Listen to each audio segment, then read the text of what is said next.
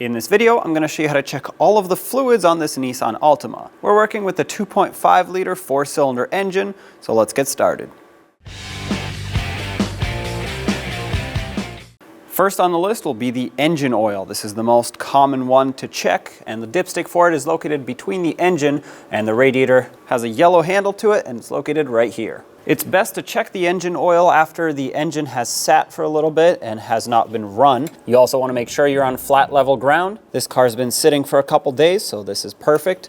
Remove it, and as you remove it, wipe it off because the initial reading will not be accurate. And what we're looking for is for the oil level to be between these two dots. This is the full line and this is the low line. If it's anywhere in between, it should be good. However, if you have just done an oil change, it should be right at the top.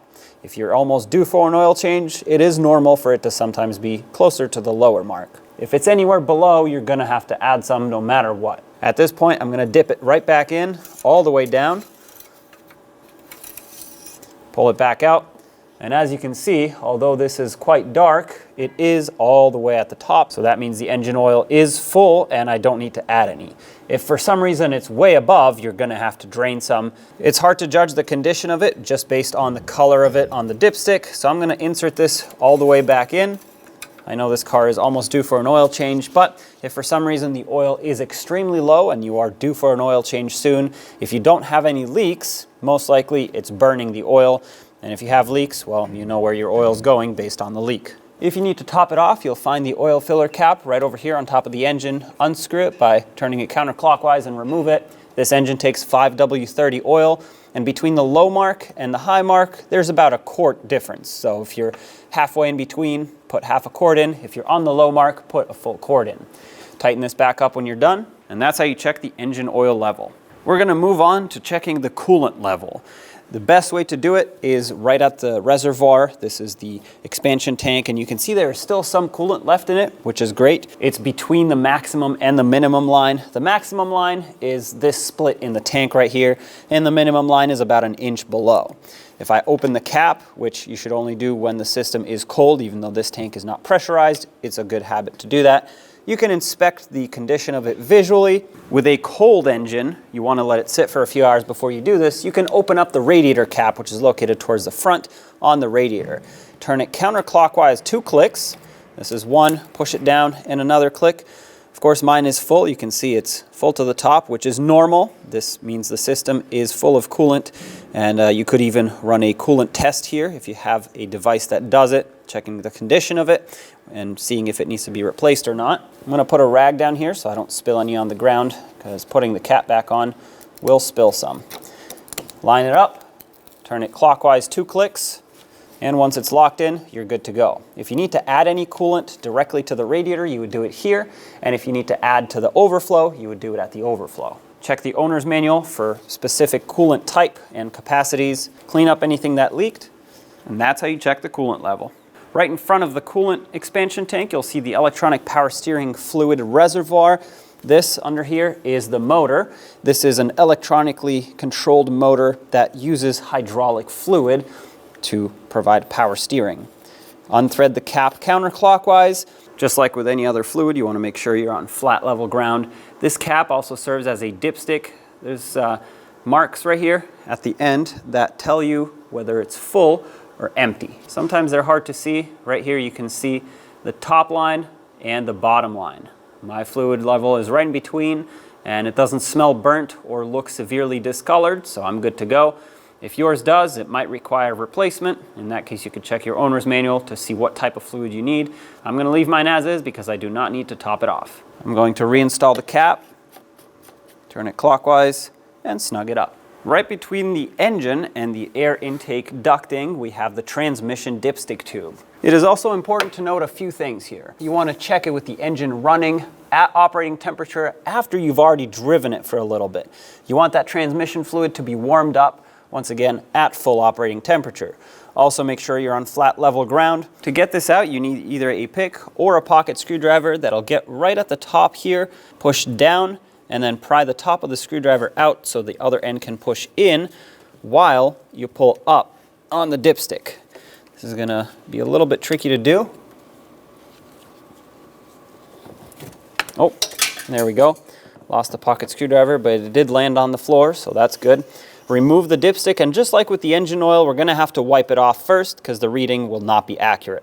After you've wiped it off, note the 2 dots on the dipstick. Those are the high and the low marks. With the engine running, once again, I know mine is not, but this is for video purposes only. I'm gonna dip it right back in, all the way down. Make sure the lock is facing the other way so it doesn't actually lock in, then you'll struggle to get it out. Pull the dipstick back out, and then you can check the level of it based on what it says on the dipstick. I know mine's a little bit high, but my vehicle isn't running, so that's normal. If your vehicle was running, you'd want to be right in this area here with the hash marks, preferably right on that top notch. Once again, the key things to keep in mind here are make sure the engine is at operating temperature and the transmission as well. Leave it in park, running, and make sure you're on flat level ground when you check this. Put the dipstick back in, and make sure you lock it this time. That clicked, so there we go. Transmission fluid is checked. If you need to add any, you use the dipstick tube and you add manufacturer specified transmission fluid.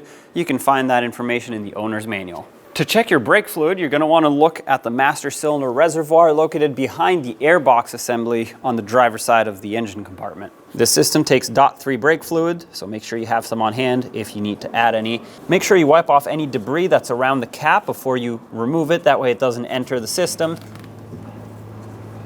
Turn it counterclockwise and remove it, set it aside. It's actually good to inspect the cap because sometimes if the brake fluid is contaminated, this rubber piece will swell up, and that's your first clue as to whether you need to replace the brake fluid or not. The fluid level is only part of what you want to check, and you can find the level indicators right on the side of the reservoir, max and minimum.